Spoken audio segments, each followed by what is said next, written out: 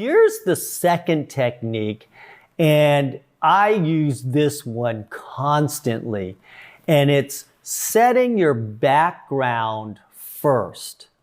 And this is how you get that duality and kind of that HDR look when you're using flash. And so what you do is, let's look at this next photo. I'm at the beach and I've got my friend, she's leaning on her Jeep, and she's kind of a Jeep gal, so she wanted some photos with her around her car. And so what am I doing here? I am setting the exposure for the background. I want that beautiful blue sky to come out. I'm gonna set my exposure for that sky. Then you look at her, she's pretty dark because the light is behind her. So how am I gonna correct this? I'm gonna have to put as much light on her, or maybe even a little bit brighter than her, than the background. I wanna see both. I want the best of both worlds. I want the background that's there, and I want her lit perfectly too. So I want it all at this point, and that's why you use flash. So what do? I have my flash through an umbrella, and I fire it, and I get this beautiful light on her, and she's a little bit brighter than the sky behind her. And it's just as easy as that. You set your background first, and if your subject is darker, you just add that flash to light your subject up. And if it's too bright, then I usually just I use distance to control my strength, because then there's no touching of dials or anything. It's just simple. If it's too bright, I move the light back. If it's not bright enough, I move it forward. Now, you don't have to move it that much, because we know the inverse square law. The inverse square law says if you half the distance, you're gaining 4 times as much light.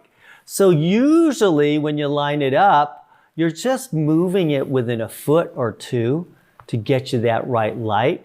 Because if your light is generally 3 feet to your subject, just moving it 1 foot could double your light. And so when you're fine tuning it, just a little bit of distance here and there should do the job for you. Here's another example of that. I'm setting the background first, and then of course he's dark. And then I'm gonna bring in my flash camera right, as you can see, and light him up according to how much light I need. And it's not an exact science, and all you gotta do is just fire your flash and then adjust it. You know, you don't really have to think about f-stops or anything like that. All you have to do is remember, if you're using a standard lighting situation where you don't have high-speed sync, you just make sure that your shutter speed is below 1/200th of a second. If you're shooting above, and like this next photo, if I can show the next photo where I'm using high-speed sync, because you can see my shutter speed is at 1/8,000th of a second, I just have to make sure that my flash is set to high-speed sync too. And so there's a certain setting on your flash, usually from your transmitter. You go, okay, I'm shooting in high-speed sync now, and it knows that you can shoot above 1/200th of a second. And that's the only thing that you have to remember. But don't get overwhelmed with the technical aspects of it. Set the background how you like it. Your subject's dark, and just bring in your light. Closer the better, and just do it to your taste. And it's very easy, and sometimes we get so bogged down with the formulas and the numbers and what flash power it should be at, when it's actually very, very simple, and just start that way. A lot of photographers like to actually underexpose the sky because in that way the sky has a bit more drama to it. And if there's clouds and a lot of light, it looks pretty cool.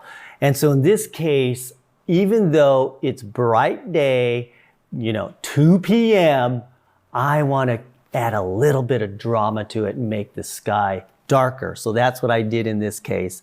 And so you can see she's really dark. It's like a silhouette shot there.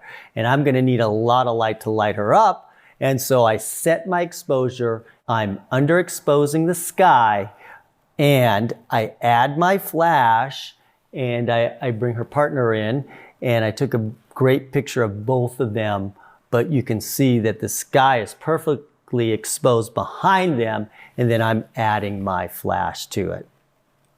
This next slide is actually the setup of that shot that I just showed you.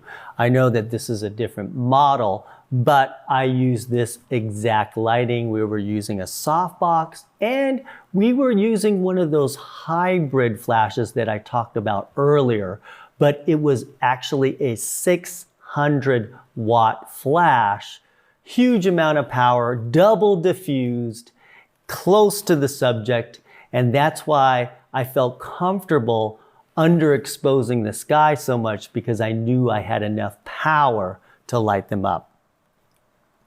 Now, when you get into a very flat light situation, I love adding light to create a bit of highlight and shadow. So this is the exact situation of this next photo. It was overcast. You do see some highlight and shadow on the rocks, but it's slight and it's not very obvious. Now, because even though it's overcast, that light is still coming from above. And if a person is wearing a hat, it's going to make their face dark. And you can see that in this photo, is that even though it's a flat light situation, when she puts the hat on, there's actually a shadow over her face. So I need to now use my flash to open that up and to light her. So I set my exposure first, and this next photo, it's actually also photoshopped, but you can tell that light was added. And I'm shooting at 35 millimeters at f14, so it's pretty bright even though it's overcast, at 1/60th of a second at ISO 100. But that flash was necessary to get that light underneath that hat so I could illuminate her face properly. Another technique I love using is finding something bright and glowing and put that behind my subject, using that as a background. So I'm shooting a lot of weddings. I'm trying to do a group shot, and the bride and the groom, oh, I want to do a group shot with all my, bridal party. Where should we go? And so I scan and I survey my surroundings, and I look for that glowing leaves in the background. You see that green behind them? So that's what's keying me to say, hey, I'm going to shoot with this in the background. I'm looking all around, and then I notice an area where those leaves are just glowing with light. And I go, that's going to make a great background. So I'm using actually an 85 millimeter lens. So I'm fairly far back. I'm putting at 1.8. I'm at 1,250th of a second. So I'm in high speed sync here, and my ISO is about 100.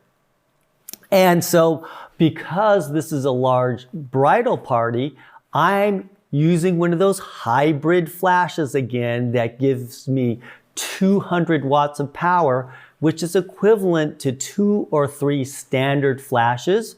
And if I remember correctly, I probably had this at about half power or maybe even full power at this point, because the light had to be further back because I had such a large group of people. Set your background first. Add your flash, a very easy concept.